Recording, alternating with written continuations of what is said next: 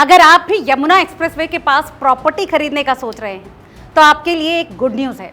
Good news क्या है, इसे जानने से पहले याद दिला दें कि अगर आपने अभी तक हमारे चैनल को सब्सक्राइब नहीं किया है तो रियल एस्टेट से जुड़ी तमाम ऐसी अपडेट्स के लिए तुरंत रिपोर्टर जी चैनल को फॉलो और सब्सक्राइब कर लें। अब काम की बात। दरअसल यमुना एक्सप्रेसवे औद्योगिक विकास प्राधिकरण यानी YEIDA ने एक प्रस्ताव को मंजूरी दे दी है, जिसके तहत नोएडा अंतर्राष्ट्रीय हवाई अड्डे के पास 20 किलोमीटर के दायरे में किसी भी तरह का निर्माण नियमों के तहत हो सकता है। दोस्तों, इसका मतलब है कि प्राधिकरण ने जो प्रस्ताव पास किया है, इसके तहत नोएडा इंटरनेशनल एयरपोर्ट के 20 किलोमीटर के दायरे में आने वाली सभी बिल्डिंग्स के निर्माण पर फिलहाल रोक लगा दी गई है। यानी इस इलाके में अभी कोई भी नई बिल्डिंग नहीं बन पाएगी। इसके लिए आपको प्राधिकरण एयरपोर्ट अथॉरिटी ऑफ इंडिया के नियमों का पालन सुनिश्चित करना होगा। अगर कोई बिल्डिंग AAI के दिशा निर्देशों के हिसाब से नहीं बनी तो उसका नक्शा पास नहीं किया जाएगा। इसे लेकर प्राधिकरण के CEO RK सिंह ने बताया कि बोर्ड ने एयरपोर्ट के पास उड़ान के रास्ते को साफ रखने के लिए एयरपोर्ट अथॉरिटी ऑफ इंडिया के नियमों को लागू करने का फैसला किया। उन्होंने आगे बताया कि एयरपोर्ट अथॉरिटी ऑफ इंडिया ने एक कलर कोडेड जोनिंग मैप जारी किया है, जिसे चर्चा के बाद लागू किया जाएगा।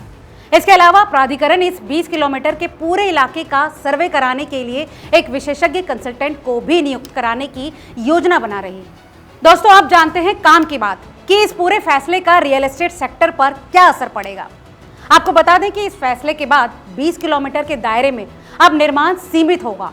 इसका मतलब ये भी है कि इस क्षेत्र में नई प्रॉपर्टी की सप्लाई कम हो जाएगी। दरअसल जब भी किसी जगह पर मांग ज्यादा और सप्लाई कम होती है तो वहां की जमीन और प्रॉपर्टी की कीमतें बढ़ जाती हैं। जो बिल्डर या फिर लोग पहले से ही इस दायरे में प्रॉपर्टी बना चुके हैं, उनकी वैल्यू अब बढ़ने वाली है।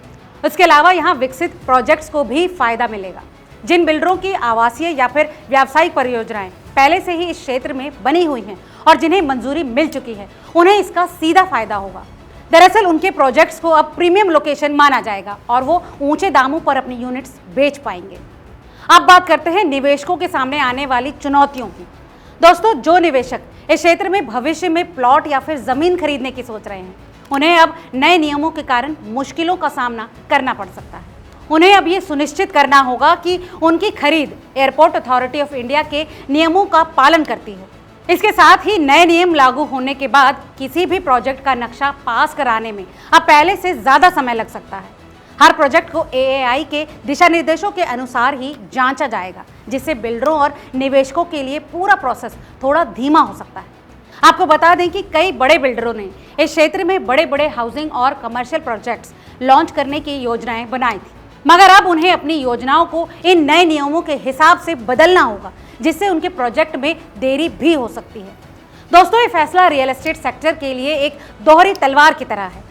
ये मौजूदा प्रॉपर्टी मालिकों को तो फायदा पहुंचाएगा, लेकिन नए निवेशकों और डेवलपर्स के लिए एक चुनौती बन सकता है।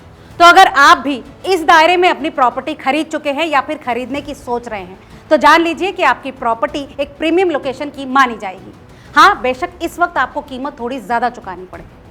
दोस्तों, आप इस फैसले को कैसे देखते हैं, हमें कमेंट करके ज़रूर बताएं। और हाँ, अगर अभी तक चैनल को सब्सक्राइब नहीं किया है तो रिपोर्टर जी चैनल को फॉलो और सब्सक्राइब करना ना भूलें।